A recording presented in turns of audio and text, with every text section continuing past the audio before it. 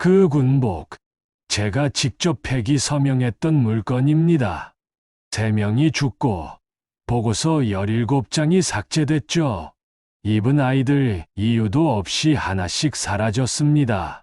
그게 전부 군복 때문이었습니다. 그 군복이 30년 만에 제 손자에게 배정됐을 땐 심장이 멎는 줄 알았습니다. 그래서 외쳤습니다.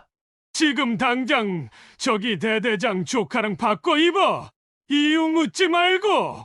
그리고 몇 시간 뒤 충격적인 일이 일어났습니다. CCTV는 꺼져 있었고 기록은 조작돼 있었죠. 그 군복은 입는 순간 표적이 되는 옷이었습니다. 그날 이후 한정수는 아무에게도 그 옷의 정체를 말하지 않았습니다. 하지만 사라진 아이와 남겨진 기록은 끝내 그를 다시 움직이게 만들었습니다. 이후의 이야기가 궁금하다면 지금 구독과 좋아요를 눌러주세요. 한정수는 새벽 5시면 어김없이 눈을 뜹니다. 66세의 나이에도 몸은 시계처럼 정확했죠. 국방부 물자 감찰실에서 30년을 근무하며 몸에 밴 습관이었습니다. 지금은 양촌면 보훈회관 청소부로 일하고 있지만 과거의 흔적은 쉽게 지워지지 않았어요. 정수의 손은 걸레를 쥐고 있었지만 머릿속은 온통 30년 전 그날로 가득했습니다. 국방부 지하 3층 기밀문서 보관실에서 마지막으로 사인했던 그 문서 말이죠. 빨간 도장이 찍힌 군복 블랙리스트 마이너스 전량 폐기 결정서였습니다. 3명이나 죽었는데 그냥 폐기로 끝낼 수밖에 없었어. 정수는 복도를 걸레질하며 떠올립니다. 당시 군납업체가 납품한 군복에서 발견된 화학물질, 그리고 그 군복을 입었던 훈련병 3명의 연쇄 사망. 부검 결과는 모두 급성 알레르기 쇼크로 처리되었지만 정수는 알고 있었죠. 그것이 단순한 사고가 아니라는 것을요. 정수 아저씨, 오늘 표정이 안 좋으신데 괜찮으세요? 회관 직원의 목소리에 정수는 현실로 돌아옵니다. 그는 애써 웃음을 지으며 고개를 끄덕여요. 하지만 가슴 깊숙이 박힌 가시는 30년이 지난 지금도 여전히 아팠습니다. 오후 2시 정수는 김밥을 싸기 시작합니다. 손자 윤석을 위한 특별한 시간이었죠. 21세의 윤석은 정수에게 세상에서 가장 소중한 존재였습니다. 아들을 일찍 잃은 후 윤석은 정수에게 유일한 혈육이자 희망이었어요. 참치김밥을 싸며 정수는 불안한 마음을 달래려 합니다. 하지만 손자가 입대한 이후로 밤잠을 설치는 날이 많아졌죠. 누구보다 군대의 어둠을 알고 있었기 때문입니다. 제발 아무 일 없이 전역하게 해주세요. 정수는 김밥을 싸며 간절히 기도합니다.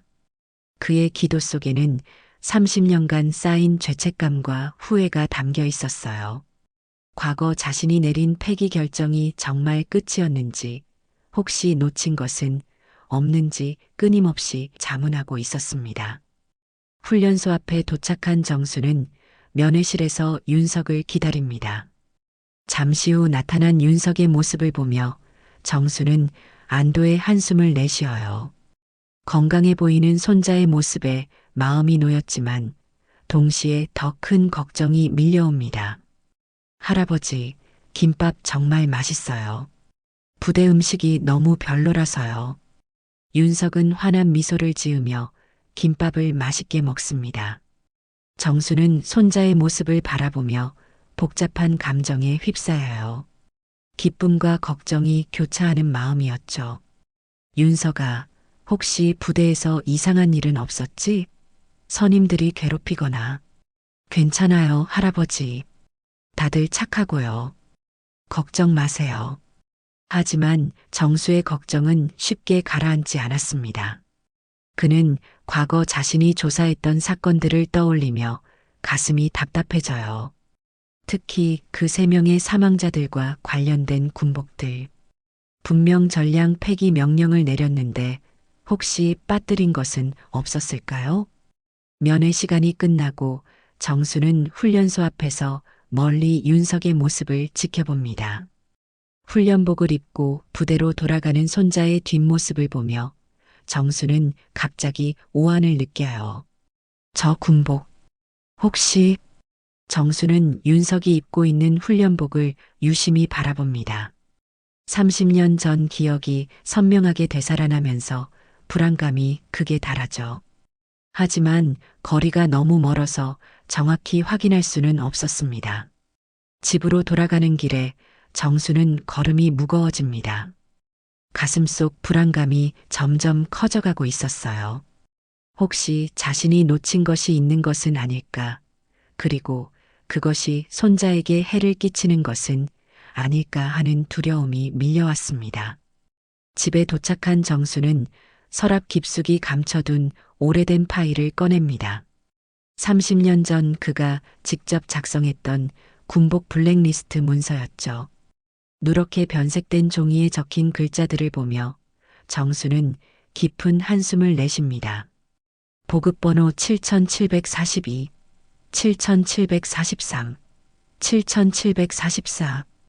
정수는 문서를 꼼꼼히 살펴봅니다. 당시 폐기 대상이었던 군복들의 보급번호가 빼곡히 적혀 있었어요.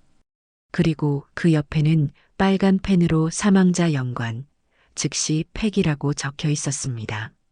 정말 다 폐기된 걸까? 정수의 손이 떨리기 시작합니다. 30년이 지난 지금도 그 문서가 자신을 괴롭히고 있었고 무엇보다 손자의 안전이 걱정되었죠. 혹시 자신이 놓친 군복이 있어서 지금도 부대에서 사용되고 있는 것은 아닐까요? 아니야. 분명히 다 폐기했어. 내가 직접 확인했는걸. 정수는 자신을 달래려 하지만 불안감은 쉽게 가라앉지 않습니다. 오히려 시간이 지날수록 더 커져가고 있었어요. 그는 문서를 다시 서랍에 넣고 방문을 잠급니다. 그날 밤 정수는 잠들지 못했습니다. 계속해서 윤석의 안전을 기도했지만 과거의 그림자가 현재를 덮치지 않을까 하는 두려움이 밤새 그를 괴롭혔죠. 30년 전 그날의 결정이 과연 옳았는지, 그리고 정말 모든 것이 끝난 것인지에 대한 의문이 끊이지 않았습니다. 정수는 며칠 후 다시 훈련소 앞을 찾았습니다. 지난번 면회에서 느꼈던 불안감이 가슴에서 떠나지 않았기 때문이었죠. 이번에는 면회가 아닌 그냥 멀리서 윤석의 모습을 확인하고 싶었어요. 훈련소 정문 앞 벤치에 앉아 정수는 훈련병들의 모습을 지켜봅니다. 오후 훈련이 끝나고 부대로 돌아가는 병사들의 행렬이 눈에 들어왔어요. 그 중에서 윤석을 찾기 위해 눈을 크게 뜨고 살펴봅니다. 저기, 윤석이 아닌가? 정수는 벤치에서 일어나 좀 더 가까이 다가갑니다. 확실히 윤석이었어요. 하지만 그 순간 정수의 시선은 윤석이 아닌 그 옆에 있던 한 병사에게 고정되었습니다. 그 병사는 군화끈을 고쳐 매기 위에 쭈그려 앉아 있었죠. 정수는 그 병사의 복장을 보는 순간 온몸이 얼어붙었습니다. 특히 군복 상의의 오른쪽 어깨 부분에 있는 작은 표식이 눈에 들어왔어요.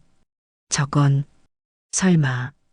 정수는 눈을 비비며 다시 확인합니다. 하지만 착각이 아니었어요. 그 군복은 분명히 30년 전 자신이 폐기 명령을 내렸던 바로 그 군복이었습니다. 군복 어깨 부분에 있는 독특한 봉제 패턴과 색상이 기억과 정확히 일치했죠. 아직 남아 있었던 건가? 내가 놓친 게 있었나? 정수의 머릿속이 복잡해집니다. 30년 전 자신이 직접 작성한 폐기 명령서를 떠올리며 혹시 빠뜨린 군복이 있었는지 기억을 되짚어 봅니다. 하지만 아무리 생각해도 모든 군복을 확인하고 폐기 명령을 내렸다는 확신이 있었어요. 그럼 누군가 의도적으로. 정수는 소름이 돋습니다. 만약 누군가가 폐기된 군복을 회수해서 다시 보급시키고 있다면 그것은 단순한 실수가 아닌 의도적인 범죄 행위였습니다. 더욱 무서운 것은 그 군복과 연관된 3명의 사망자들이 떠올랐기 때문이었죠. 정수는 그 병사를 더 자세히 관찰합니다.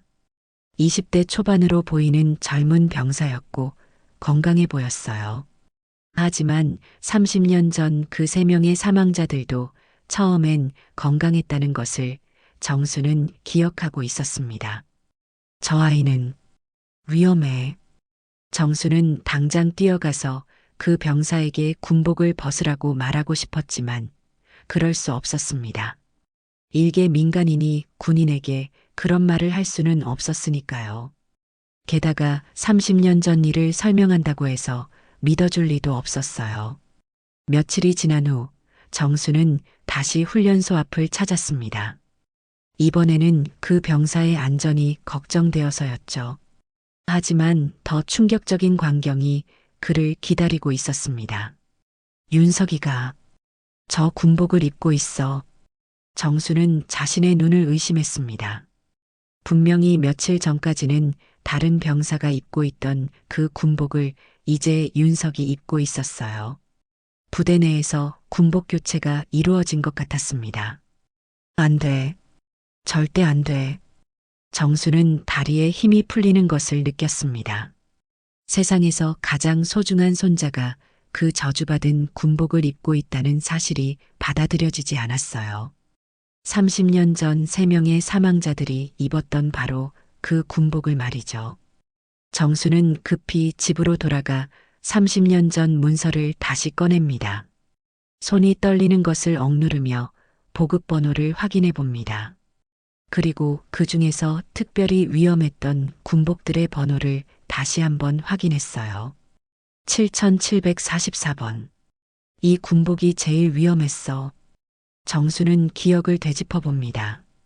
7744번 군복은 3명의 사망자 중 가장 먼저 사망한 병사가 입었던 것이었어요. 부검 결과 군복에서 검출된 화학물질의 농도가 가장 높았던 것으로 기록되어 있었습니다.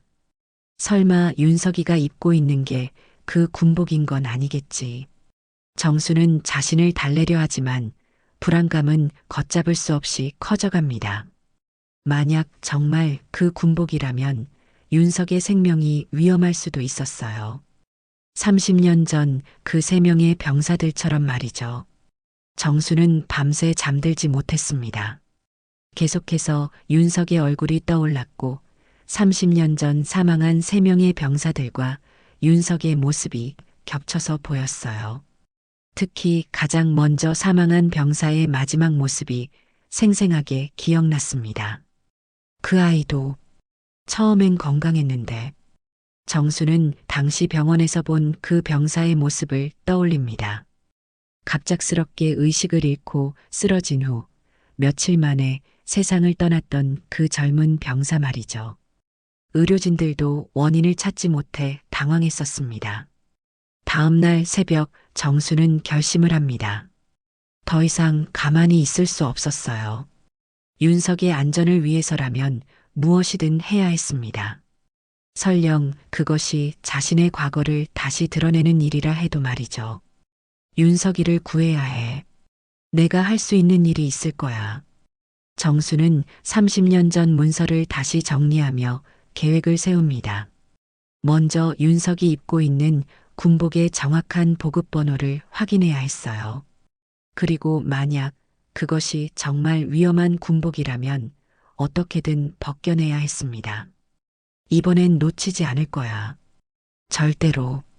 정수의 눈빛이 변했습니다. 30년 전 조용히 은퇴한 감찰관이 아닌 손자를 지키기 위한 할아버지의 모습이었어요. 과거의 실수를 되풀이하지 않기 위해 그리고 윤석을 지키기 위해 정수는 다시 움직이기 시작했습니다. 정수는 그 다음 날 일찍부터 훈련소 앞으로 향했습니다. 밤새 잠들지 못한 채로 세운 계획을 실행에 옮길 때였어요. 윤석이 입고 있는 군복이 정말 그 위험한 7744번인지 확인해야 했습니다. 훈련소 정문 근처에서 기다리던 정수는 드디어 윤석을 발견했습니다. 다른 훈련병들과 함께 점심시간 휴식을 취하고 있었어요.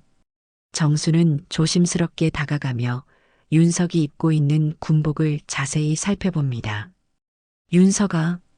정수가 부르자 윤석은 깜짝 놀라며 돌아봅니다. 면회일도 아닌데 할아버지가 나타난 것이 의외였어요. 할아버지, 왜 갑자기 오셨어요? 무슨 일 있으세요? 윤석아, 잠깐만. 너 지금 입고 있는 군복 좀 보자. 정수는 윤석의 군복 어깨 부분을 자세히 들여다봅니다. 그리고 가슴 안쪽에 적혀 있는 보급 번호를 확인하려고 했어요. 윤석은 할아버지의 이상한 행동에 당황합니다. 할아버지, 왜 그러세요? 군복이 뭐 어떻다고? 정수가 군복 안쪽을 들여다보는 순간 그의 얼굴이 하얗게 질렸습니다. 7744라는 숫자가 선명하게 보였기 때문이었어요. 30년 전 가장 위험했던 바로 그 군복이었습니다. 안 돼. 이건 안 돼. 정수의 목소리가 떨렸습니다. 세상에서 가장 소중한 손자가 죽음의 군복을 입고 있다는 사실을 받아들일 수 없었어요. 할아버지, 무슨 일이에요? 왜 그러세요? 윤석은 할아버지의 급변한 표정에 걱정이 되기 시작했습니다. 하지만 정수는 설명할 시간이 없었어요. 당장 그 군복을 벗겨내야 했습니다. 정수는 주변을 둘러보며 다른 방법을 찾기 시작했습니다. 그때 눈에 들어온 것은 윤석 옆에서 휴식을 취하고 있던 다른 훈련병이었어요.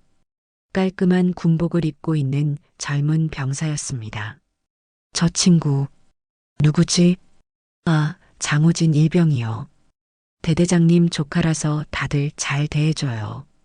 윤석의 대답을 들은 순간 정수의 머릿속에서 계획이 번뜩 떠올랐습니다. 대대장의 조카라면 충분히 권위를 이용할 수 있을 것 같았어요. 윤석아, 지금 당장 저 친구랑 군복을 바꿔 입어라. 정수의 갑작스러운 명령에 윤석은 당황했습니다. 다른 훈련병들도 이상하다는 듯이 쳐다보기 시작했어요. 할아버지, 무슨 소리예요? 갑자기 왜 군복을 바꿔 입으라고? 이유 묻지 말고 당장 바꿔 입어라. 할아버지가 언제 너한테 이런 부탁해 본 적 있나? 정수의 목소리에는 절박함이 가득했습니다. 30년간 쌓인 후회와 죄책감, 그리고 손자에 대한 사랑이 모두 담겨 있었어요. 윤석은 할아버지의 날카로운 눈빛을 보며 뭔가 심각한 일이라는 것을 직감했습니다. 우진아, 미안한데 나랑 군복 좀 바꿔 입을 수 있을까? 윤석이 조심스럽게 우진에게 부탁했습니다. 우진은 처음에는 의아해했지만 곧 웃으며 대답했어요. 뭐야, 할아버지 권위가 대대장 권위보다 더 높네. 재밌는 가족이네.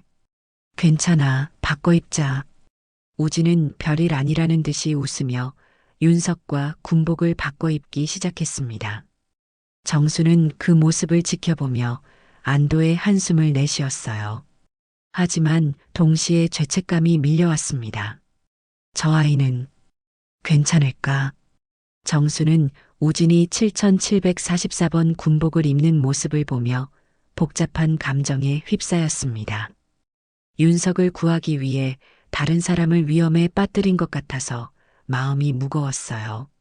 군복 교체가 끝난 후 정수는 몰래 휴대폰으로 우진이 입고 있는 군복의 보급 번호를 사진으로 찍었습니다. 증거를 남겨둘 필요가 있었기 때문이었죠. 할아버지, 이제 됐어요? 왜 갑자기 이런 일을? 윤석아, 나중에 설명해 줄게. 지금은 그냥 믿어줘. 정수는 윤석의 손을 꽉 잡았습니다. 30년 전 자신이 놓쳤던 실수를 되풀이하지 않기 위해서였어요.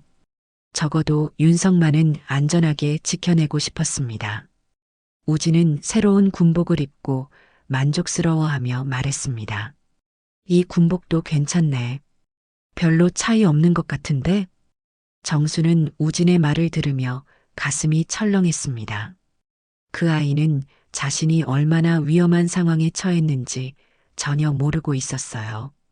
30년 전 3명의 병사들도 처음엔 그랬습니다. 제발 아무 일 없기를. 정수는 속으로 간절히 기도했습니다. 하지만 불안감은 쉽게 가라앉지 않았어요. 오히려 우진에 대한 걱정이 새롭게 생겨났습니다. 집으로 돌아가는 길에 정수는 휴대폰으로 찍은 사진을 다시 확인했습니다. 7744라는 숫자가 선명하게 보였어요. 이제 그 군복은 우진이 입고 있었습니다. 내가 한 일이 과연 옳은 걸까? 정수는 자신의 행동에 대해 의문을 품기 시작했습니다. 윤석을 구한 것은 다행이지만 우진을 위험에 빠뜨린 것은 아닌지 걱정되었어요. 그날 밤 정수는 30년 전 문서를 다시 꺼내보며 생각에 잠겼습니다. 과연 자신이 할 수 있는 일이 더 있을까요?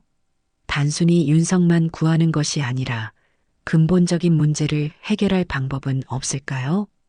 이제 진짜 행동해야 할 때인가? 정수는 결심을 굳혔습니다. 더 이상 침묵하고 있을 수는 없었어요.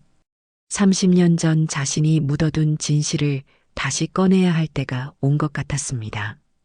윤석뿐만 아니라 우진, 그리고 앞으로 그 군복을 입게 될 모든 병사들을 위해서 말이죠. 정수는 서랍에서 오래된 연락처를 꺼냈습니다. 30년 전 함께 일했던 동료들의 번호가 적혀 있었어요. 이제는 연락을 취해야 할 때였습니다. 그날 밤 정수는 불안한 마음으로 잠자리에 들었습니다. 우진이 7744번 군복을 입고 있다는 사실이 계속 머릿속을 맴돌았어요.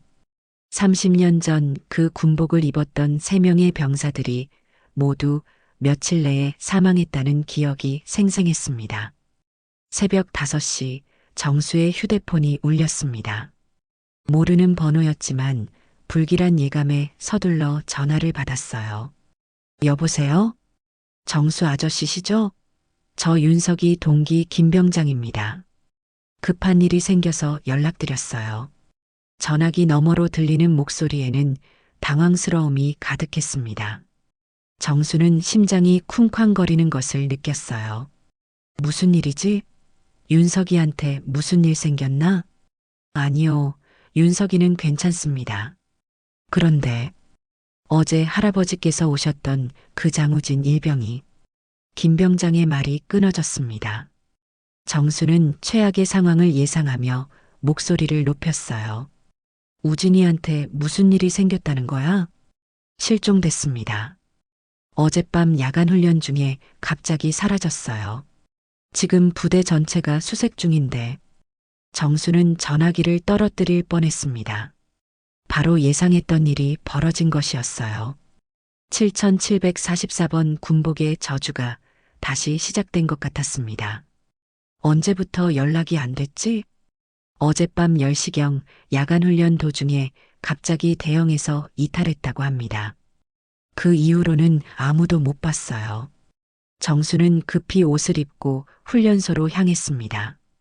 가는 길 내내 30년 전 그 3명의 병사들이 떠올랐어요. 그들도 모두 갑작스럽게 의식을 잃고 쓰러졌었습니다. 훈련소에 도착한 정수는 수색이 한창인 모습을 목격했습니다. 여러 부대원들이 산과 들을 뒤지고 있었어요. 하지만 정수는 이미 결과를 예상하고 있었습니다. 2시간 후 수색대가 우진을 발견했다는 소식이 들려왔습니다. 하지만 그것은 정수가 두려워했던 바로 그 소식이었어요. 실족사로 추정됩니다. 야간 훈련 중 절벽에서 떨어진 것 같습니다. 부대 관계자의 설명을 들으며 정수는 온몸에 소름이 돋았습니다. 실족사라는 말이 너무나 익숙했기 때문이었어요. 30년 전 3명의 병사들도 모두 사고사로 처리되었었습니다. CCTV는 확인했나요? 정수가 물어보자 관계자는 난처한 표를 지었습니다. 그게 해당 구간에 CCTV가 고장 나 있어서 확인이 어려운 상황입니다. 고장? 언제부터? 어젯밤부터인 것 같은데. 정확한 시점은 조사 중입니다. 정수는 모든 것이 30년 전과 똑같다는 사실에 경악했습니다. 의문스러운 사망, 고장난 CCTV, 그리고 조작된 기록들. 모든 것이 데자뷰 같았어요. 다음 날 부대에서는 윤석을 포함한 관련 병사들을 불러 조사를 시작했습니다. 정수는 윤석이 조사받는다는 소식을 듣고 급히 부대로 향했어요. 윤석아, 무슨 일이야? 면회실에서 만난 윤석은 얼굴이 창백했습니다.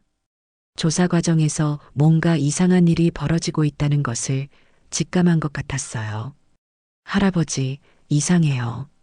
부대에서는 제가 원래 그 군복을 입고 있어야 했다고 하면서 사건과 연관이 있다고 의심하고 있어요. 정수의 가슴이 철렁했습니다.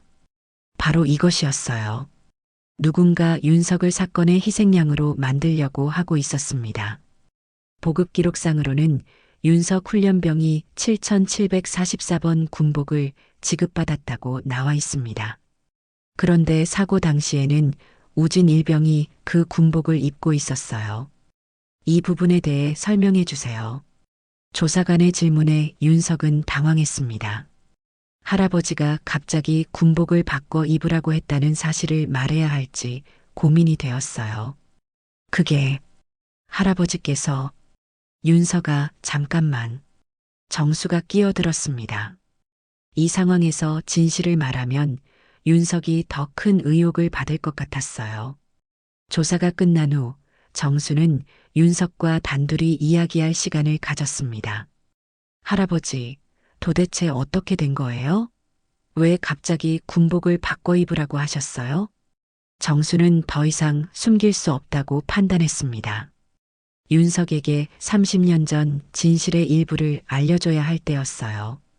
윤석아, 그 군복은 위험한 군복이야. 30년 전에도 그 군복을 입은 병사들이 사망했어. 뭐라고요? 그럼 우진이는 그래서 너를 구하려고 했던 거야. 하지만 결국 다른 아이가 희생됐어. 정수의 목소리에는 깊은 죄책감이 담겨 있었습니다. 윤석을 구하기 위해 우진을 희생시켰다는 무거운 현실이 그를 짓누르고 있었어요. 그럼 이제 어떻게 해야 해요? 부대에서는 계속 저를 의심하고 있어요. 정수는 윤석의 걱정스러운 표정을 보며 결심을 굳혔습니다. 더 이상 침묵하고 있을 수는 없었어요. 30년 전 자신이 묻어둔 진실을 꺼내야 할 때였습니다. 윤석아, 걱정하지 마. 할아버지가 모든 걸 해결해 줄게. 그날 밤 정수는 30년 전 함께 일했던 동료 김동철에게 전화를 걸었습니다. 현재 국방부 감찰관으로 일하고 있는 유일한 동료였어요. 김감찰 나야. 한정수, 정수야? 오랜만이네. 갑자기 웬일이야?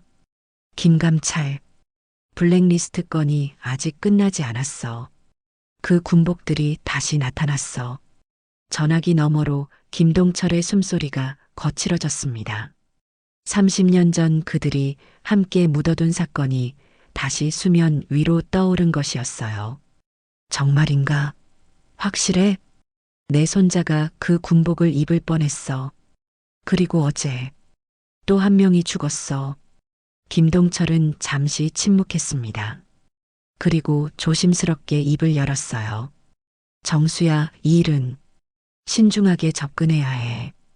30년 전처럼 또 덮어버릴 수도 있어. 이번엔 달라야 해. 더 이상 아무도 죽게 놔둘 수 없어. 정수의 목소리에는 확고한 의지가 담겨 있었습니다.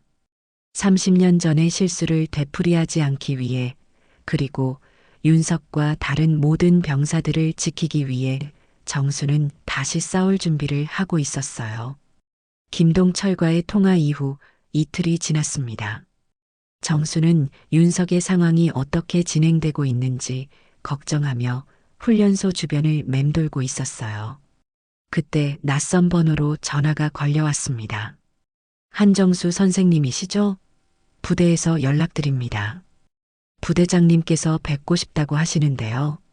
정수는 예상했던 연락이었다고 생각했습니다. 우진의 사건과 관련해서 뭔가 조치가 필요할 것 같았어요. 언제 뵐까요? 지금 당장 오실 수 있으시면 좋겠습니다.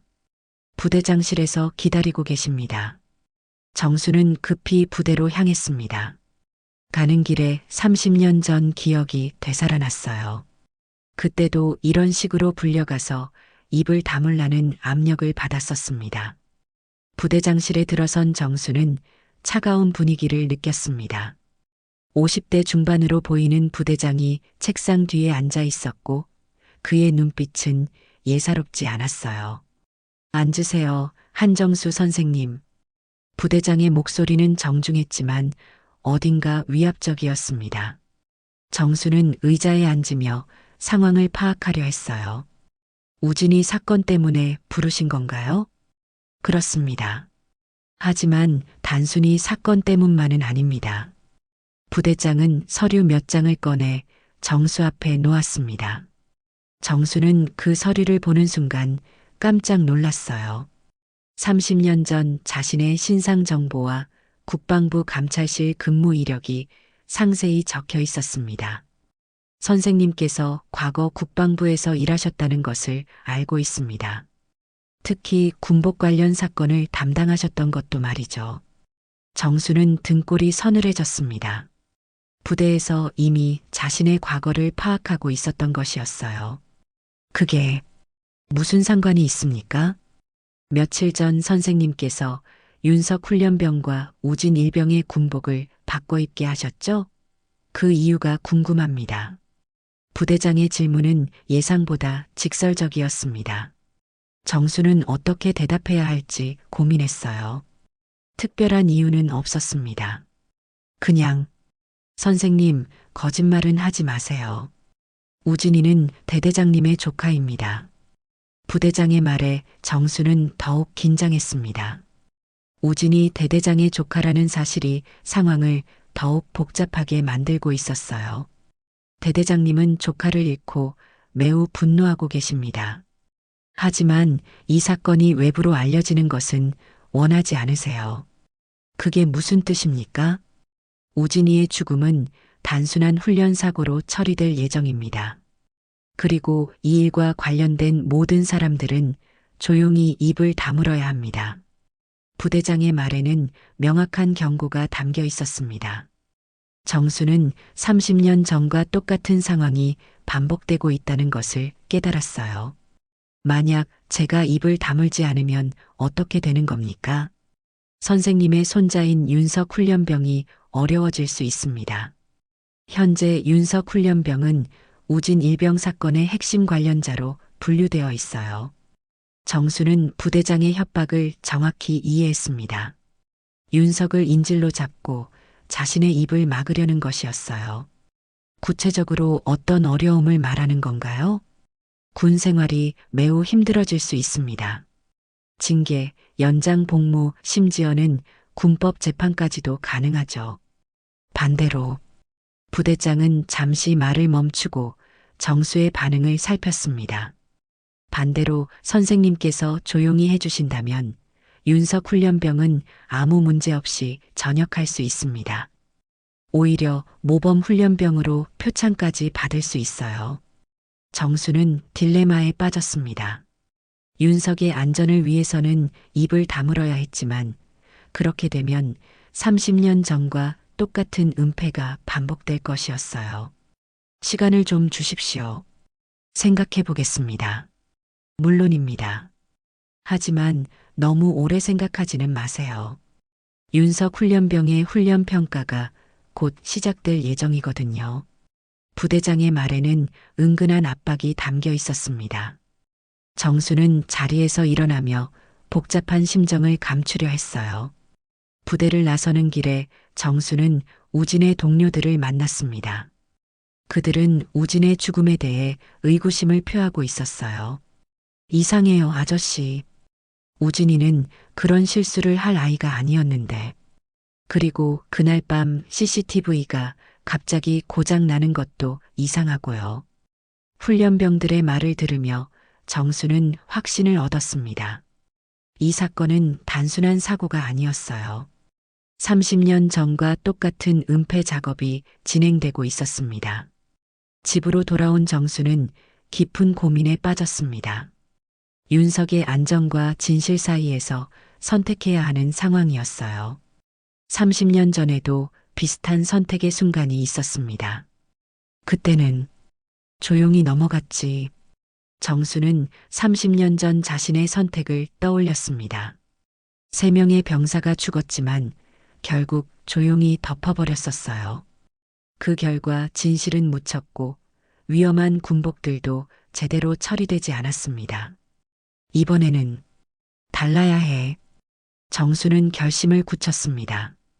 비록 윤석이 위험해질 수 있지만 더 이상 진실을 묻어둘 수는 없었어요.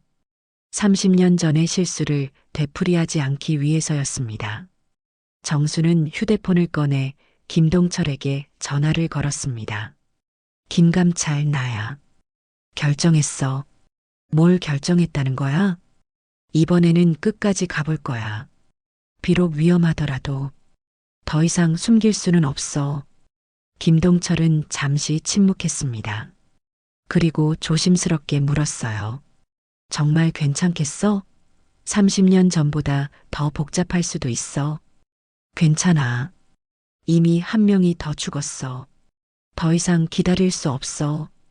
정수의 목소리에는 확고한 의지가 담겨 있었습니다. 30년간 가슴에 묻어두었던 죄책감을 더 이상 견딜 수 없었어요. 윤석을 위험에 빠뜨릴 수도 있지만 진실을 밝혀내는 것이 더 중요했습니다. 알겠어. 그럼 내가 도와줄게. 하지만 조심해야 해. 이번에는 더 강한 저항에 부딪힐 거야. 정수는 김동철의 말에 고개를 끄덕였습니다. 30년 전보다 더 어려운 싸움이 될 것이라는 것을 알고 있었어요.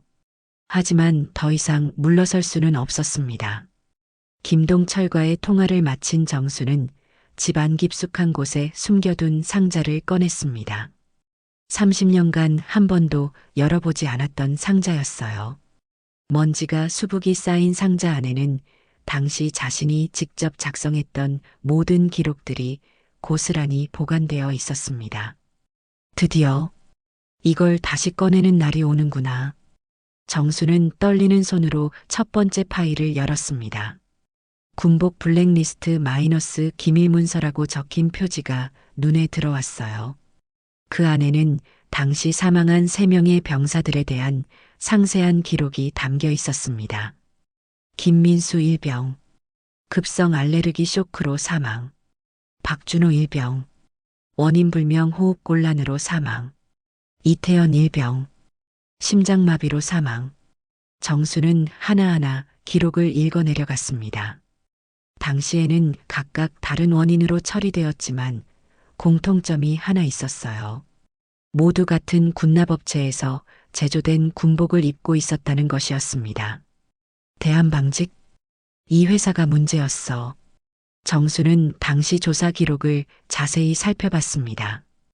대한방직에서 납품한 군복에서 검출된 화학물질 농도가 기준치를 크게 초과했다는 내용이 적혀 있었어요. 하지만 당시에는 이 사실이 제대로 공개되지 않았습니다. 정수는 우진이 입었던 7744번 군복 사진을 다시 확인했습니다. 그리고 30년 전 기록과 비교해 봤어요. 놀랍게도 보급번호 패턴이 당시와 정확히 일치했습니다. 이게 어떻게 가능하지? 분명히 폐기 명령을 내렸는데. 정수는 당시 자신이 직접 사인한 폐기 명령서를 찾아봤습니다. 빨간 도장이 선명하게 찍힌 문서에는 전량 소각 처리라고 명시되어 있었어요. 누군가 의도적으로 회수해서 다시 보급시키고 있어. 정수는 소름이 돋았습니다. 이것은 단순한 실수가 아니었어요.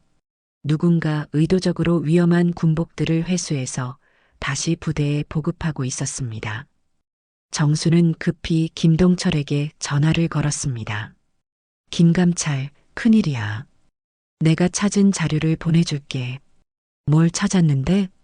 30년 전 폐기 명령을 내린 군복이 지금도 부대에서 사용되고 있어. 누군가 의도적으로 회수해서 재보급하고 있는 거야.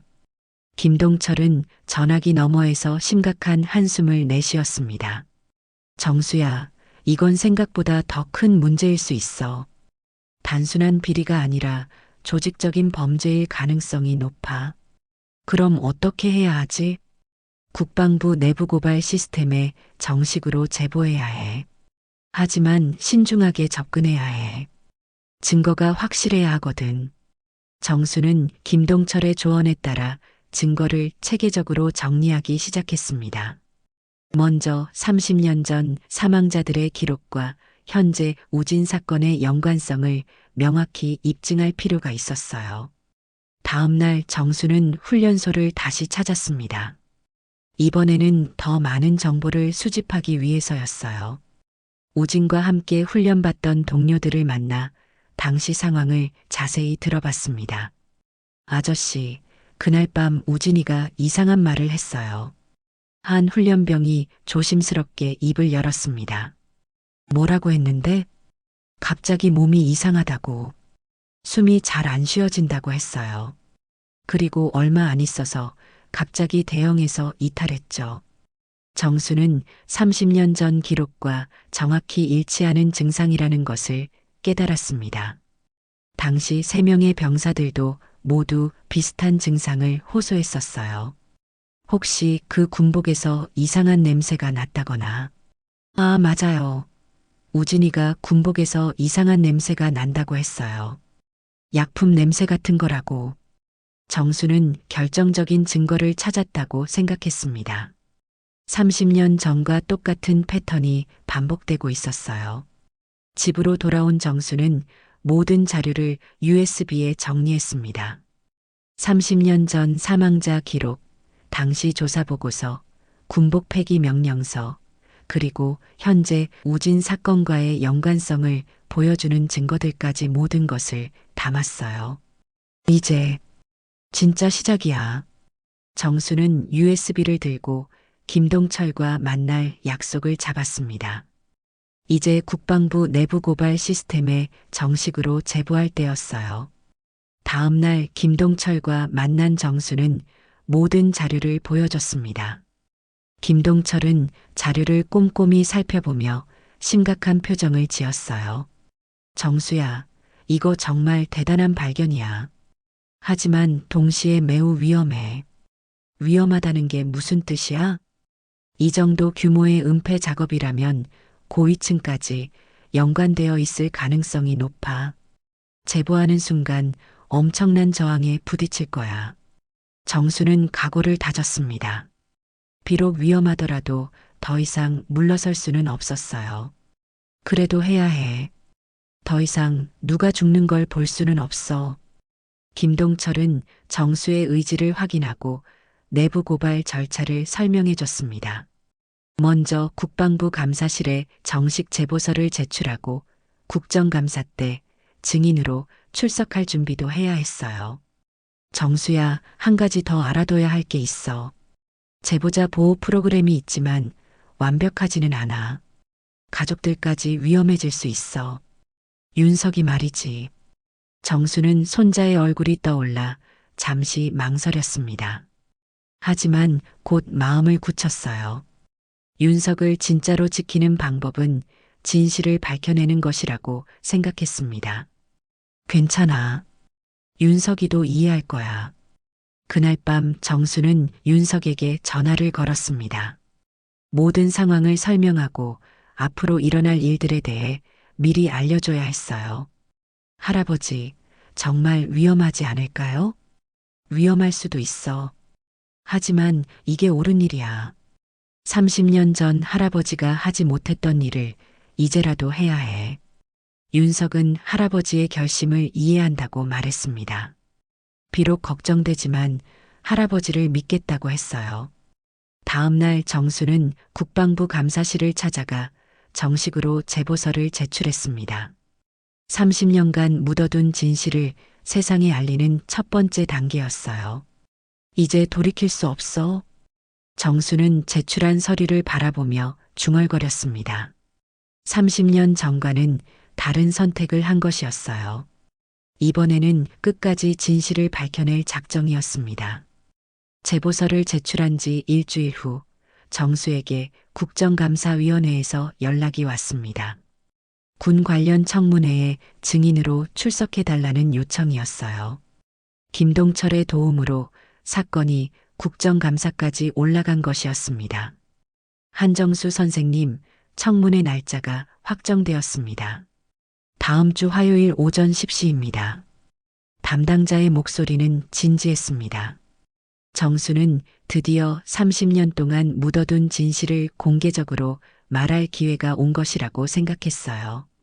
청문회 전날 밤 정수는 잠들지 못했습니다. 30년 전 기억들이 생생하게 되살아났고 내일 증언할 내용을 머릿속으로 계속 정리했어요. 윤석에게서도 응원 문자가 왔습니다. 할아버지, 내일 파이팅 하세요. 저도 응원하고 있어요. 정수는 손자의 문자를 보며 용기를 얻었습니다. 이제 물러설 수 없었어요. 청문회 당일 정수는 정장을 깔끔하게 차려입고 국회로 향했습니다. 청문회장에는 이미 많은 기자들과 관계자들이 자리를 채우고 있었어요. 정수는 긴장한 마음으로 증인석에 앉았습니다. 증인 한정수 씨, 선서해 주시기 바랍니다. 정수는 떨리는 목소리로 선서를 마쳤습니다. 그리고 30년 만에 진실을 말할 준비를 했어요. 증인께서는 30년 전 국방부 물자감찰실에서 근무하셨다고 알고 있습니다. 당시 군복 관련 사건을 담당하셨죠? 위원장의 질문에 정수는 명확하게 대답했습니다. 그렇습니다.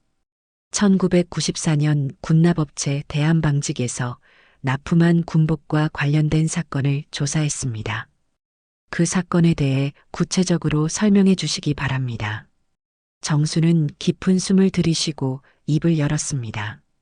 당시 대한방직에서 납품한 군복을 입은 훈련병 3명이 연속으로 사망했습니다. 김민수 1병, 박준호 1병, 이태연 1병이었습니다. 청문회장이 조용해졌습니다. 정수는 계속해서 증언했어요. 부검 결과 군복에서 기준치를 초과한 화학물질이 검출되었습니다. 저는 해당 군복들을 모두 폐기하라는 명령을 내렸고 직접 확인까지 했습니다. 그런데 최근에 그 군복이 다시 나타났다는 것입니까? 그렇습니다. 제 손자가 입을 뻔했던 군복이 바로 당시 폐기 대상이었던 7744번 군복이었습니다. 정수는 준비해온 자료를 꺼냈습니다. 30년 전 폐기 명령서와 최근 사진을 비교해서 보여줬어요. 이 군복을 입은 장우진 일병이 며칠 전 사망했습니다. 30년 전과 똑같은 패턴입니다. 위원들 사이에서 웅성거리는 소리가 들렸습니다. 정수는 더욱 목소리를 높였어요. 그 군복을 회수해서 다시 보급시킨 사람들이 있습니다. 이것은 단순한 실수가 아닙니다. 의도적인 범죄 행위입니다. 증거가 있습니까? 정수는 김동철이 조사한 자료를 제시했습니다.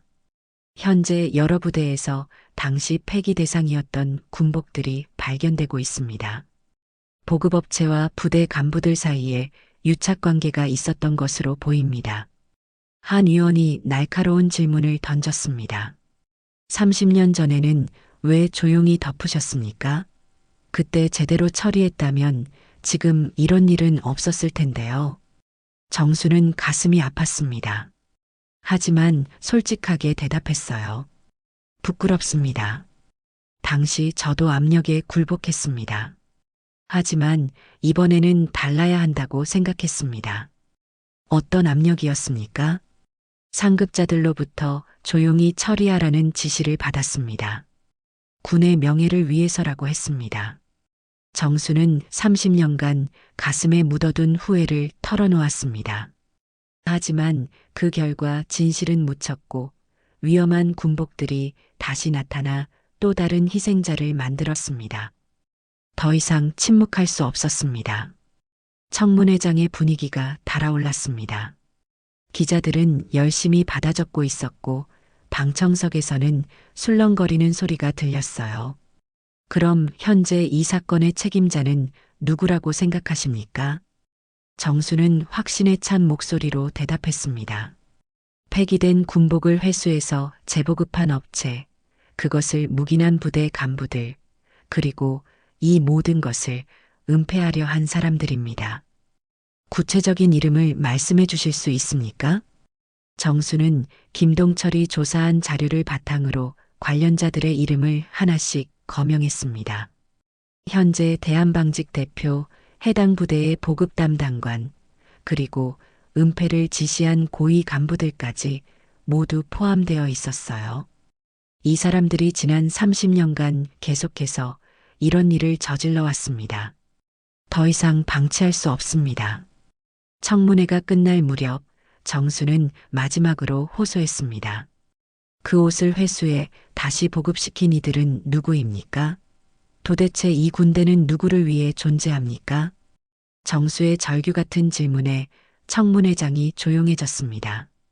30년간 묻어둔 한 사람의 양심이 마침내 세상에 울려 퍼진 순간이었어요. 청문회 이후 언론에서는 이 사건을 대대적으로 보도했습니다. 30년 전 은폐된 군복 사건의 진실, 다시 나타난 죽음의 군복 같은 제목으로 연일 기사가 쏟아졌어요. 며칠 후 검찰에서는 관련자들에 대한 수사에 착수했다고 발표했습니다. 대한방직 대표와 부대 간부 3명이 군납비리 및 은폐 혐의로 구속되었어요. 정수는 뉴스를 보며 안도의 한숨을 내쉬었습니다. 30년 만에 진실이 밝혀진 것이었어요. 윤석에게서도 연락이 왔습니다. 할아버지, 부대에서 명예 전역을 결정했대요. 그리고 우진이 때문에 미안하다고 사과까지 했어요. 정수는 윤석의 말을 들으며 눈물이 났습니다. 드디어 손자를 안전하게 지켜낸 것이었어요. 윤석아, 이제 진짜 끝났어. 할아버지가 지켜낼게. 정수는 창밖을 바라보며 30년간의 무게를 내려놓았습니다. 비록 늦었지만 결국 옳은 선택을 한 것이었어요. 더 이상 누구도 그 저주받은 군복을 입지 않게 될 것이었습니다. 청문회가 끝난 지 한 달이 지났습니다. 정수는 다시 양촌면 보훈회관으로 돌아와 평범한 일상을 되찾으려 했어요. 하지만 지난 한 달간의 일들이 그를 완전히 바꿔놓았습니다. 보훈회관 복도를 걸어가며 정수는 참전 용사들의 인사를 받았습니다.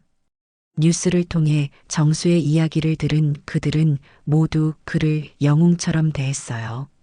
정수 형님, 정말 대단하십니다. 30년 만에 진실을 밝혀내시다니. 아닙니다. 너무 늦었어요. 진작했어야 할 일이었는데. 정수는 여전히 30년 전 자신의 선택에 대한 후회가 남아 있었습니다. 하지만 이제라도 옳은 일을 했다는 안도감이 더 컸어요. 청소를 하며 정수는 윤석의 전역 소식을 떠올렸습니다. 며칠 전 윤석은 명예 전역을 하고 집으로 돌아왔어요. 건강한 모습으로 돌아온 손자를 보며 정수는 모든 것이 값진 선택이었다고 생각했습니다. 오후에 정수는 특별한 약속이 있었습니다. 바로 우진의 부모님을 만나는 것이었어요. 청문회 이후 계속 미뤄왔던 일이었지만 더 이상 피할 수 없었습니다. 우진의 집 앞에 선 정수는 한참을 망설였습니다. 어떤 말로 사과를 해야 할지 알 수 없었어요. 결국 용기를 내어 문을 두드렸습니다. 어서 오세요, 한정수 선생님. 우진의 어머니가 문을 열어주었습니다. 생각보다 차분한 모습이었지만 눈가에 눈물 자국이 선명했어요. 죄송합니다. 이렇게 늦게 찾아뵙게 되어서. 아니에요. 오히려 감사합니다. 선생님 덕분에 우진이의 죽음이 헛되지 않았어요. 우진의 아버지도 나와서 정수를 맞이했습니다. 그들은 정수를 원망하기보다는 오히려 고마워하고 있었어요. 사실 우진이 죽고 나서 너무 억울했어요. 단순한 사고사라고 하는데 뭔가 이상하다는 생각이 들었거든요. 우진의 어머니가 눈물을 흘리며 말했습니다. 그런데 선생님께서 진실을 밝혀주셔서 우진이도 하늘에서 편히 쉴 수 있을 것 같아요. 정수는 그들의 말을 들으며 가슴이 뭉클했습니다. 원망받을 줄 알았는데 오히려 감사의 말을 들으니 더욱 죄송했어요. 제가 제 손자를 구하려고 우진이를 위험에 빠뜨린 것 같아서 정말 죄송합니다. 아니에요. 선생님도 할아버지의 마음이셨을 거예요. 우리도 이해합니다. 우진의 부모는 정수를 따뜻하게 위로해 주었습니다. 그리고 마지막에 한 가지 부탁을 했어요. 선생님, 우진이 같은 희생자가 더 이상 생기지 않도록 계속 지켜봐 주세요. 정수는 고개를 끄덕이며 약속했습니다. 30년 전에 하지 못했던 약속을 이제라도 지키겠다고 다짐했어요. 우진의 집을 나온 정수는 출판사로 향했습니다. 며칠 전부터 준비하고 있던 일이 있었기 때문이었어요. 한정수 선생님, 원고 잘 받았습니다. 정말 충격적인 내용이네요. 편집자는 정수가 쓴 원고를 보며 감탄했습니다. 정수는 이번 사건의 전 과정을 책으로 엮기로 결심했던 것이었어요. 제목은 어떻게 정하실 건가요? 누가 그 옷을 다시 꺼냈는가? 블랙리스트 군복의 진실로 하겠습니다. 정수는 이미 제목까지 정해두고 있었습니다. 이 책을 통해 더 많은 사람들이 진실을 알기를 바랐어요. 언제쯤 출간이 가능할까요? 한 달 정도면 될 것 같습니다. 많은 분들이 관심을 가지실 것 같아요. 정수는 만족스러운 마음으로 출판사를 나왔습니다. 이제 정말 모든 일이 마무리되어 가고 있었어요. 집으로 돌아가는 길에 정수는 윤석과 만났습니다. 저녁 후 아직 진로를 정하지 못한 윤석이 할아버지를 마중 나온 것이었어요. 할아버지, 오늘 우진이 부모님 만나고 오셨죠? 그래. 좋은 분들이더라. 우리를 원망하지 않으시고 오히려 고마워하셨어. 윤석은 할아버지의 말을 들으며 복잡한 표정을 지었습니다. 할아버지, 제가 그 군복을 입었다면 생각하지 마. 이미 지난 일이야. 중요한 건 이제 더 이상 그런 일이 일어나지 않는다는 거야. 정수는 윤석의 어깨를 토닥이며 위로했습니다. 손자가 안전하게 돌아온 것만으로도 충분했어요. 집에 도착한 정수는 오랫동안 보관해왔던 서류들을 정리하기 시작했습니다. 30년간 가슴에 묻어두었던 모든 기록들을 이제는 태워버릴 때가 되었어요. 뒷마당에서 서류들을 태우며 정수는 지난 30년을 되돌아봤습니다. 후회도 있었고 아픔도 있었지만 결국 옳은 선택을 했다는 생각이 들었어요. 이제 정말 끝났어. 정수는 불타는 서류들을 바라보며 중얼거렸습니다. 30년간의 무게가 마침내 사라지는 것 같았어요. 며칠 후 정수는 국방부에서 연락을 받았습니다. 정부에서 정수의 공로를 인정해 표창을 수여하겠다는 내용이었어요. 표창이라 30년 늦었지만 그래도 다행이야. 정수는 표창보다도 진실이 밝혀진 것 자체가 더 값지다고 생각했습니다. 마지막으로 정수는 부대 창고를 방문할 기회가 있었습니다. 수사 과정에서 발견된 나머지 블랙리스트 군복들을 확인하기 위해서였어요. 창고에 쌓여 있는 군복들을 보며 정수는 다시 한번 다짐했습니다. 다신 이 옷을 누가 입게 놔두지 않아. 창고 한켠에 마지막으로 남은 한 벌의 군복이 있었습니다. 7744번 군복과 같은 시리즈였어요. 정수는 그 군복을 바라보며 마지막 말을 남겼습니다. 그리고 그날 내 말대로 바꿔 입지 않았다면 지금 살아있는 건 윤석이 아니었겠지. 정수는 그 군복이 완전히 폐기될 때까지 지켜볼 작정이었습니다. 더 이상의 희생자는 없어야 했어요. 해가 지고 정수는 집으로 돌아갔습니다. 윤석이 저녁을 준비해서 기다리고 있었어요. 할아버지와 손자가 함께하는 평범한 저녁 시간이었지만 그 어느 때보다 소중했습니다. 할아버지, 정말 고생 많으셨어요. 고생이 아니야. 해야 할 일을 한 것뿐이야. 정수는 윤석과 함께 저녁을 먹으며 평온한 행복을 느꼈습니다. 30년 만에 찾은 진정한 평안이었어요. 66세 할아버지가 30년 전 묻어둔 비밀을 폭로하면서 손자를 구한 이야기 어떠셨나요? 혹시 여러분도 가슴에 묻어둔 진실이 있으신가요?